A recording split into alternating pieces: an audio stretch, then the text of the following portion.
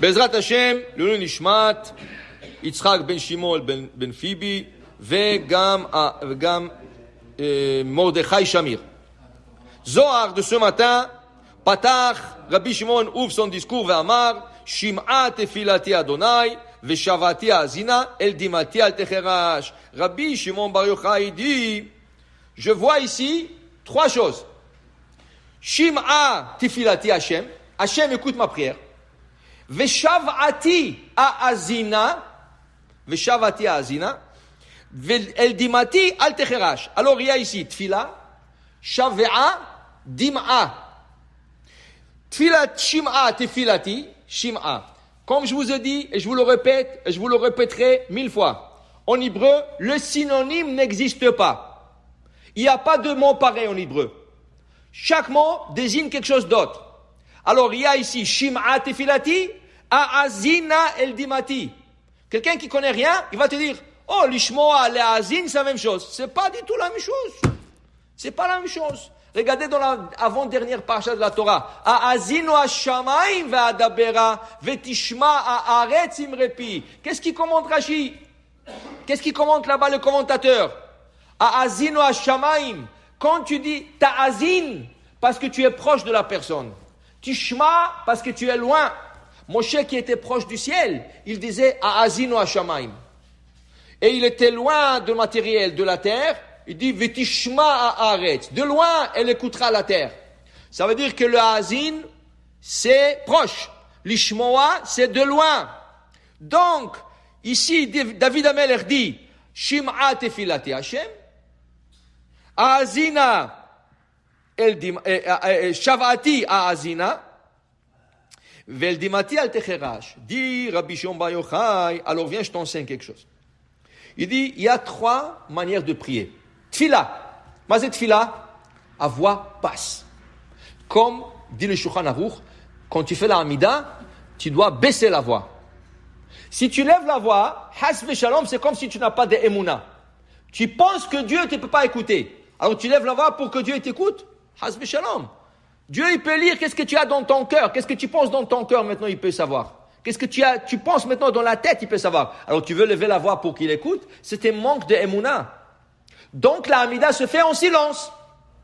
Mais qu'est-ce que c'est silence? Le Shulchan Aruch dit, il faut la lire à voix basse, mais il faut l'écouter, toi-même, toi.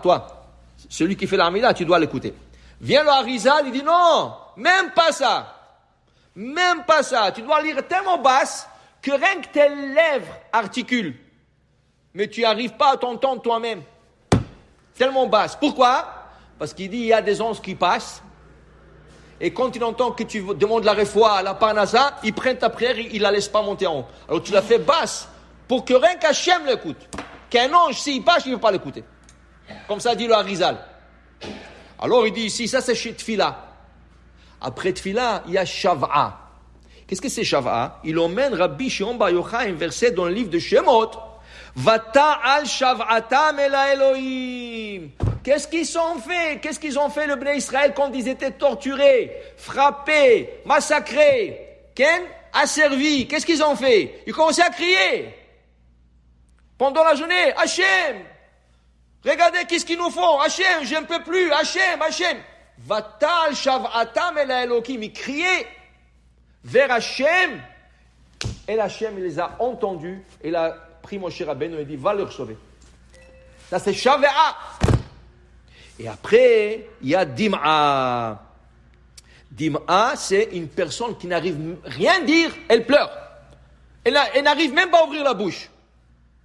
Rien que tout ce qui lui sort, c'est des pleurs. Il pleure. Okay?